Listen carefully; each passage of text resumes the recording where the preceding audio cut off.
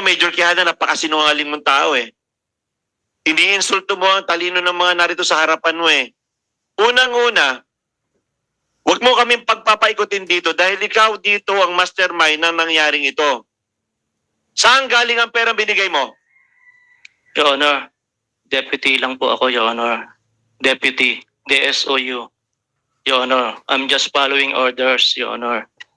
Wala po akong binibigay sa kanilang pera, Your Honor. Ibig mo sabihin, sinungaling ang witness mo dito. Malamang po, Your Honor. Alam mo, boss, Major Quijana, kapag nagpatuloy ka sa serbisyo mo, napakadaming tao ang pahihirapan mo. Dahil sigurado ako sa karakter mo bilang isang pulis, hindi ka pulis, ikaw ay tulisan.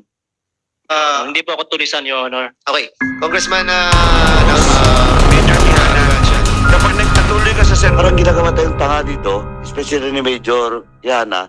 Mr. Chairman, after we act on the motion of Congressman Tulfo, this representation will move to extend the detention of Major Yana until such time that the committee report of this committee will be adopted in the plenary. Congressman Acop. And after that, we will be... It is representation no, where they will be incarcerated. It's up to the committee, Mr. Chairman, and of course, discretion of the chairman of this committee, just in case. After we... General Mariano, siguro po sa haba ng ating mga hearing na bilang head ng district that time, nakikita nyo naman po ang mga sinasabi ni Major Quijana. Naniniwala po ba kayo na itong si General Quijana ay nagsasabi ng totoo sa ating committee? Hindi po, Mr. Chair. Naniniwala po ba kayo na yung pong ating ginawang operation dito po sa 1811 ay legit o ito po ay isang robbery? Kung pagbabasihan po, Mr. Chair, ang search warrant, legitimate po. Pero kung meron pa po silang add na ginawa rin po, yun po talaga po ay pagnanakaw, Mr. Chair. Pero base po sa inyong pagkakaalam, dahil kayo naman po ang big boss nila, kayo naman po ang nakakaalam, ano po ang nakikita nyo? Nakikita ko po, Mr. Chairman, na inuna po nilang magka-interest sa pera kaysa gawin po yung kanilang trabaho. So Mr. Chairman, sinasabi po ni General Mariano na naniniwala po siya na ito po ay isang may mali siya po ang kanilang ginawa at ang interest po ng pera ang nangingibabaw dito, Mr. Chairman. So, tatanungin ko po itong si Rainer. Rainer, sabi mo kanina dinala mo ang baril sa 1811, tama? Yes, Your Honor. Marunong ka sa baril? Nakapako po kasi sa bag niya na mabigat. Tapos lugis baril po. Gaano kalaki yung baril na iyong hawak? Parang 45 po. Parang 45. Opo. Okay. Kay Mr. Michael Novicio, sabi mo yung iyong baril itinurn over mo kay Major Quijana, pero nangako siyang i-renew na ang lisensya mo, pero nagulat ka na yung iyong baril ay hindi na nakabalik sa'yo at yun ang baril na ginamit na ebidensya doon sa raid. Yes po, Your Honor. Tinanong mo ba si Major Quijana noong time na nakita mo yung baril mo na nandoon sa mismong ebidensya na ginamit na ba't ginamit ang baril mo o inalaw mo itong gawing ebidensya? Ganito po kasi, Your Honor. Yung baril ko po kasi expired na po yung license at saka gun ban po. E ngayon, sa pabalik-balik ko po ron, tinanong po ako ni Major Quijana kung may baril daw po ako. Ang sabi po, ang sagot ko naman sa kanya, meron sir, kaya lang expired sir. Ngayon sabi niya po sa akin, tutulungan daw po niya ako mag-renew ng license. Siyempre po sir, naniwala naman po ko sa kanya. Sabi niya po sa akin, ibabalik daw po niya after ng gun ban. So ibinalik mo after gun ban? Hindi na po naibalik, Your Honor, kasi nabalitaan ko na lang po. Yun po ang pinangtanim pong baril ebidensya, Your Honor. Okay. Ngayon tatanungin ko kayo, sino nagbigay sa inyo ng pera after ng operation ninyo? Si Major Quijana po, Your Honor. Magkano binigay sa inyo ni Major Quijana? Yung una po, 10,000, tsaka 1 million po, Your Honor. Yung 1 million sa iyo lang yon? Opo, Your Honor. Hati po kami ng kasama ko. Para saan yon? Panggastos-gastos daw po namin, Your Honor. Ba't yung kailangan ng panggastos? Yun po yung binigay niya sa amin, Your Honor.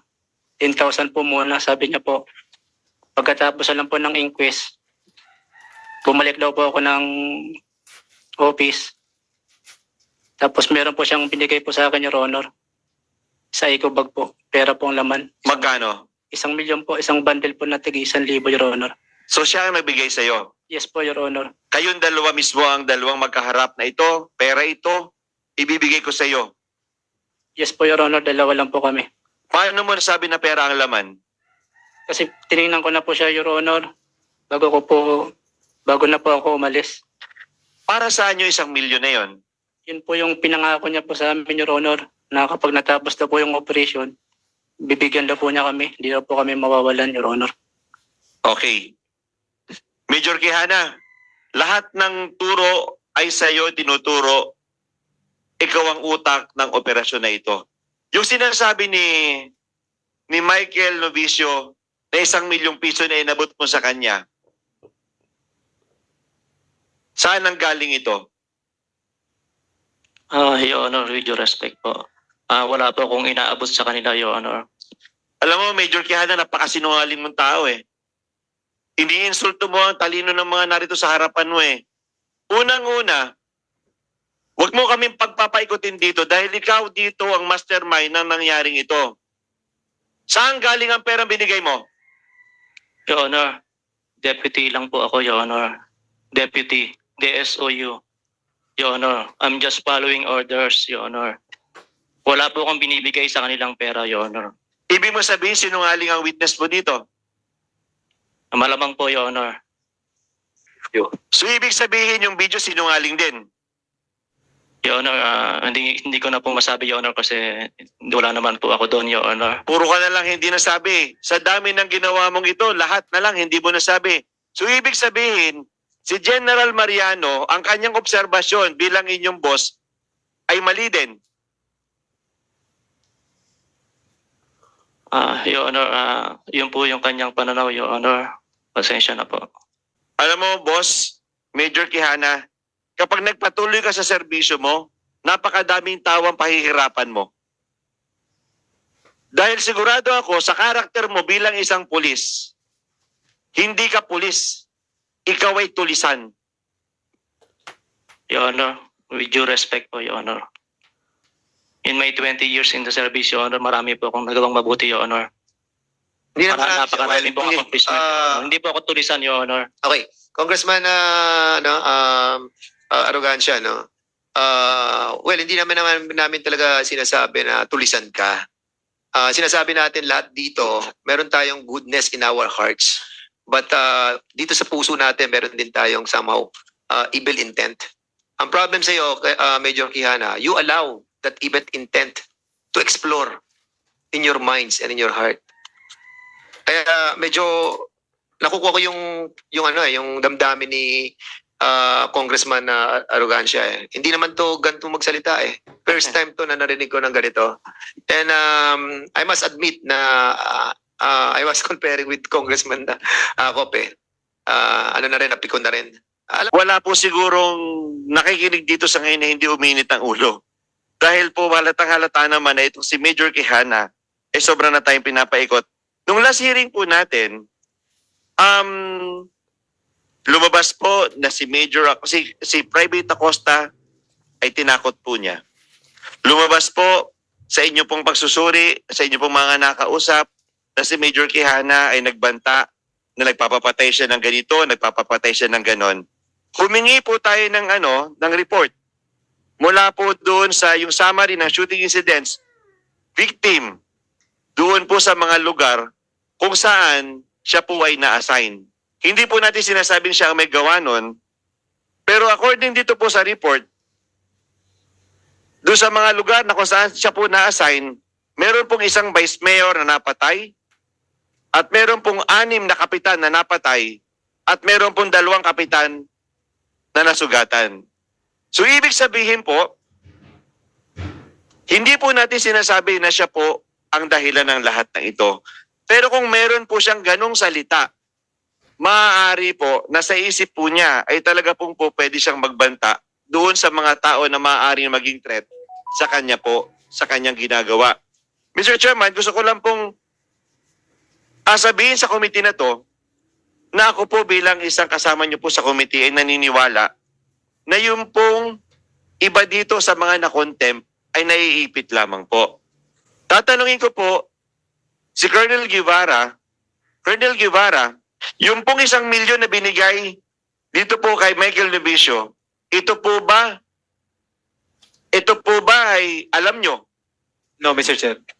Hindi nyo po alam. Yes, Mr. Chair. So saan po galing yung 2 milyon na napag-usapan kanina na galing po sa inyo sa sinabi nyo po? I have no personal knowledge, Mr. Chair, kung Sa iyo po nang galing ang salita tungkol sa 2 milyon at kanina po in-acknowledge ninyo na baka nga po sinabi ninyo. Alam mo, Colonel, tatapatin kita.